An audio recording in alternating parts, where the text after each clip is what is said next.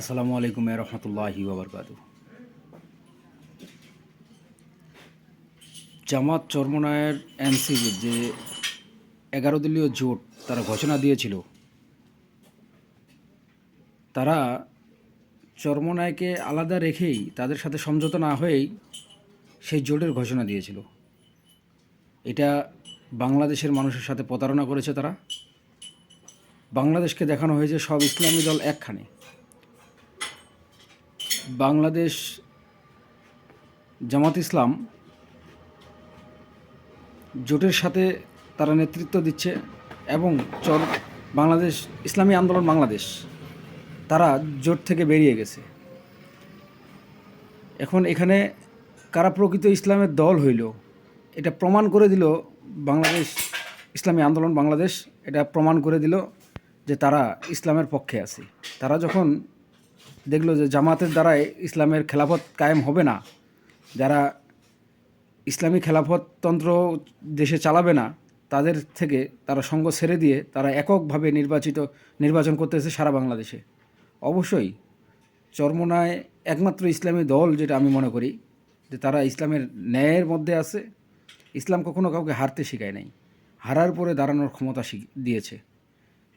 চরমোনায় সেটা প্রমাণ করে দিল যে তারা ইসলাম রক্ষার্থে যদি তাদের সাথে যুদ্ধে কেউ না থাকে তারা একলাই চলবে। এটা চরমোনায় বাংলাদেশের মানুষকে নজিরবিহীন একটা ঘটনা দেখিয়ে দিল।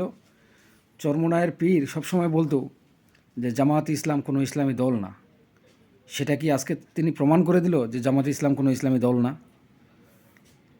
তারা ক্ষমতার লোভ নেই এই কথাটা বারবার বলতেছে।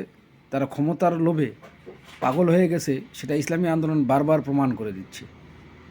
অবশ্যই আমরা এটা বলতে পারি, বাংলাদেশে একমাত্র ইসলামপন্থী যে দল আছে তাদের মধ্যে চরমোনায় শ্রেষ্ঠতম। যারা কোনো দলের সাথে সমঝোতা করে, নীতির সাথে সমঝোতা করে না, ক্ষমতার জন্য তারা নীতির বা ইসলামের বিপক্ষে দাঁড়ায় না, তারা ইসলামের পক্ষে, ইসলামকে অটুট রাখার জন্য তারা ক্ষমতার কিনারে এসে সেই ক্ষমতাকে ধিক্কার দিয়ে ছুঁড়ে ফেলে দিয়ে তারা ইসলামের পক্ষে ঐক্য থাকে। এটা তারা প্রমাণ করে দিল।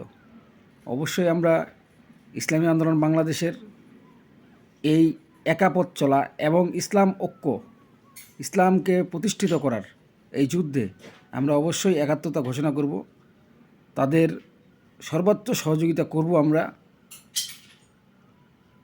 বাংলাদেশে ইসলামপন্থী দলের মধ্যে চরমোনায় 1 নম্বরে।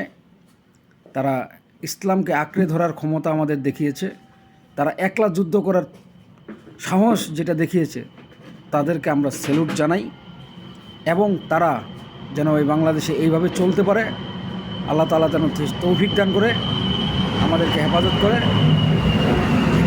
সেই তৌফিক দান করে। আমিন। আসসালামু আলাইকুম ইয়া রাহমাতুল্লাহ।